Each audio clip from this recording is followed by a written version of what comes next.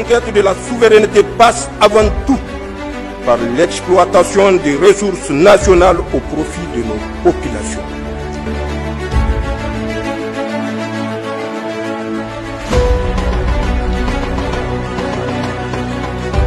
Développement de tous ces titres, rendons-nous à Doha où le deuxième sommet mondial pour le développement a été ouvert ce mardi matin.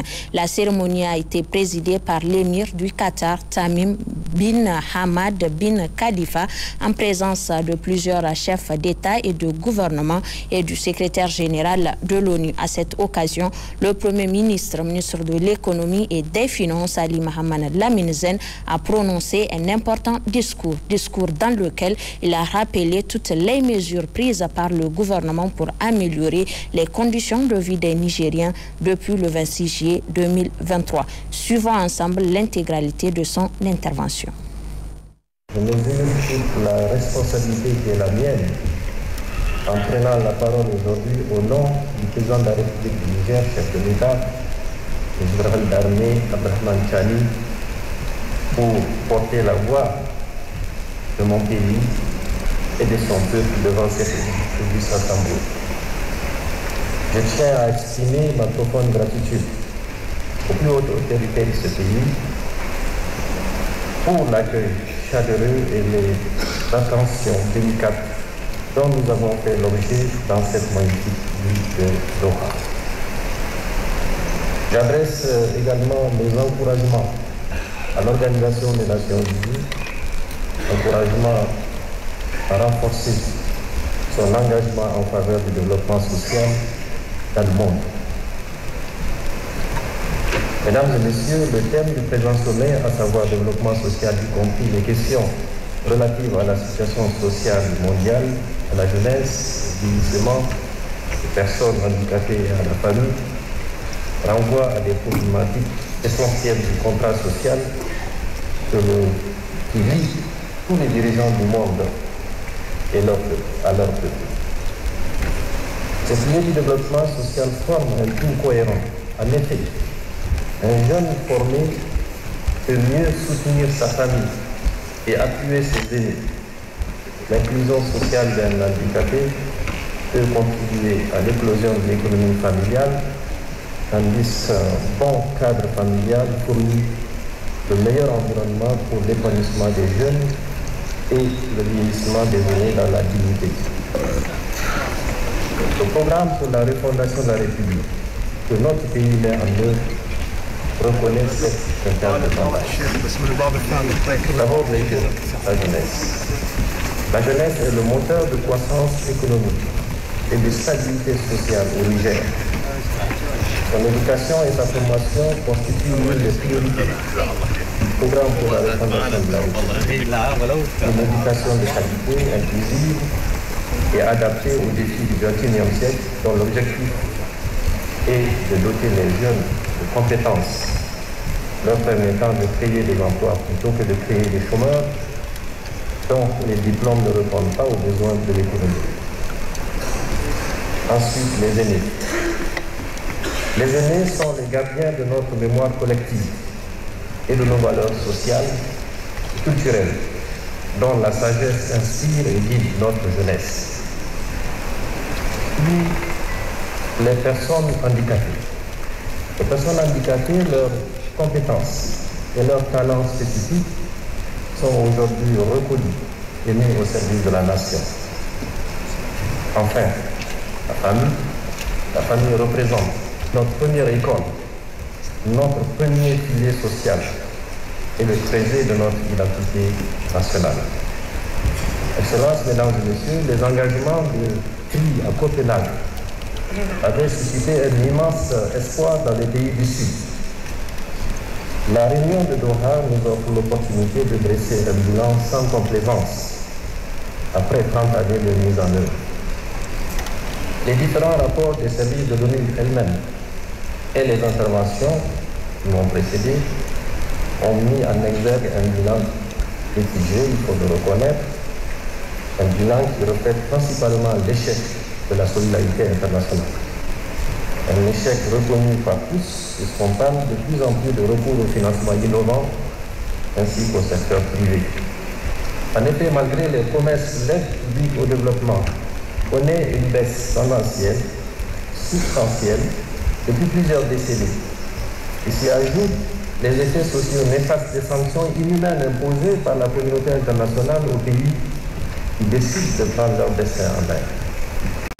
Nous en sommes tous témoins. Dès qu'un pays décide de dire d'affirmer mon indépendance et ma souveraineté, il est combattu.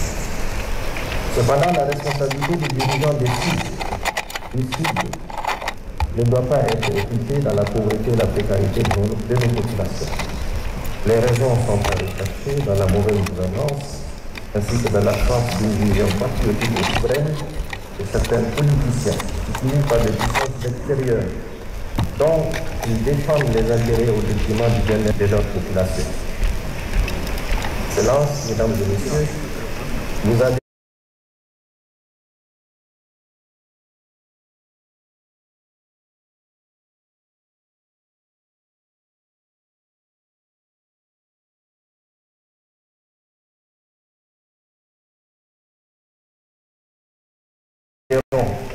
à la déclaration d'un nouveau contrat social international. Mais nous nous interrogeons sur la volonté réelle des pays, en particulier les plus riches, à honorer les engagements auxquels ils souscrivent habituellement. Ne partons pas de ce sommet avec un autre agenda sans les mains. Et gardons à l'esprit que de nouveaux défis apparaissent, s'intensifient. Je parle du changement climatique provoqué par les activités industrielles des pays riches. Je parle des crises financières et de la crise russo-ukrainienne qui continue de perturber l'économie mondiale. Je parle de la présence des groupes armés terroristes au Sahel qui continuent de déstabiliser notre sous-région sous le regard complice et même l'encouragement assumé de certains pays bien connus et de certains autres voudraient poursuivre mon regard. Je parle enfin des effets persistants des sanctions imposées à mon pays, le Niger, suite à l'avènement du Conseil national pour la sauvegarde de la patrie, vraiment combattu par certains pays connus, mais durablement soutenu avec dextérité par le peuple nigérien et les peuples du Sahel et au-delà de l'Afrique.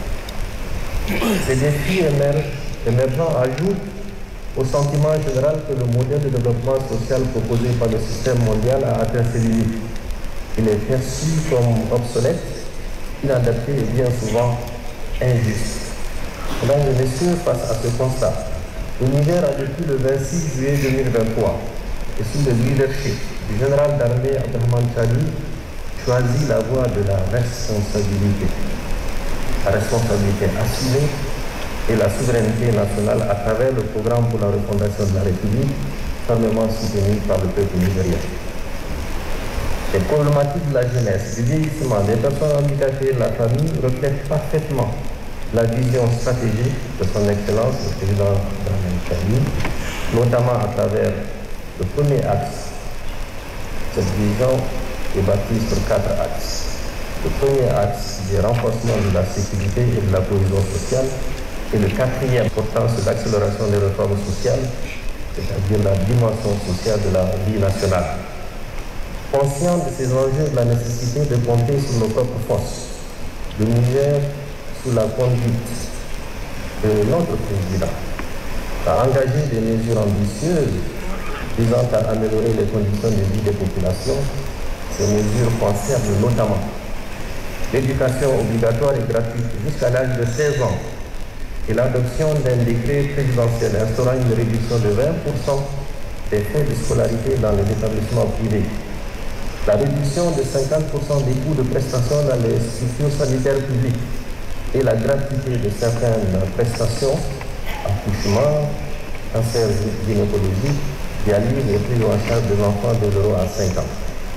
La baisse de 35% du prix du ciment depuis octobre 2024 pour favoriser l'accès à la construction et à la construction d'infrastructures urbaines et de drainage pour améliorer l'accès aux services sociaux de base et atténuer les effets des inondations.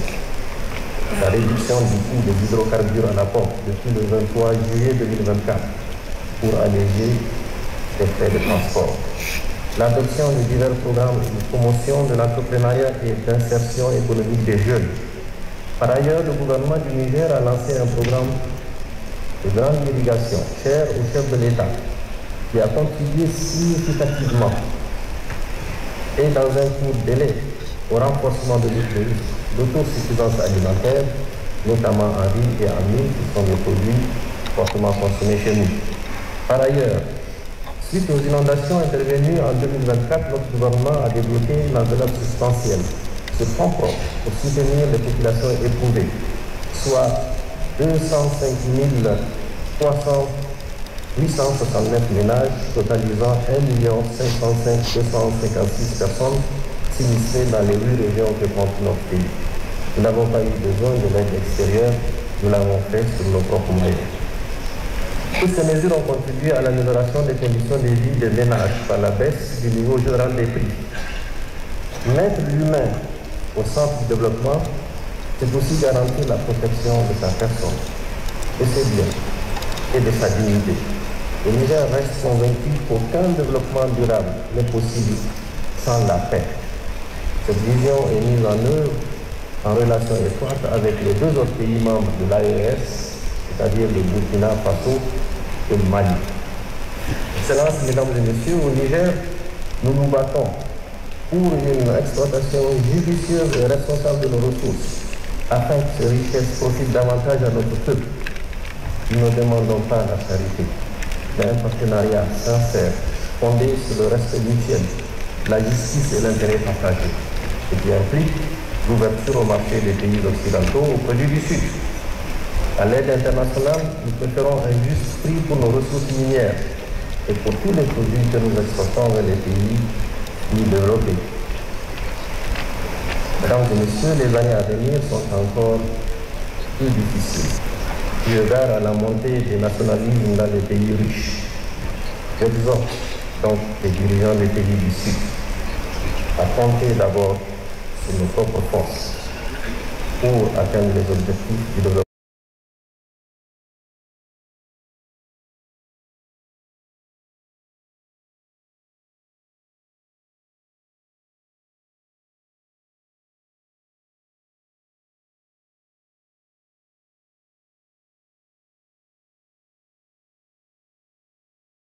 Social. Améliorer la gouvernance et la gestion de l'eau. Tenir compte des réalités sociales et culturelles de nos pays dans la conception et le suivi des programmes. Du haut de cette tribune, je lance un appel solennel pour un renouveau dans le partenariat mondial, un partenariat qui respecte nos choix souverains, tient compte de nos priorités et respecte la dignité de nos peuples. D'ailleurs, on n'a pas le choix. Les peuples sont derrière. Ils exigent cela. Le temps est venu d'arrêter de voir le Sud comme un fardeau, mais plutôt comme un partenaire commercial avec lequel il faut traiter d'égal à égal. Pour ma part, et au nom de mon pays, je peux vous assurer que le Niger, comme d'autres pays du Sud, est prêt à assumer pleinement son destin dans la dignité et la souveraineté. À la communauté internationale d'assumer sa part de responsabilité. Mesdames et messieurs, je vous remercie.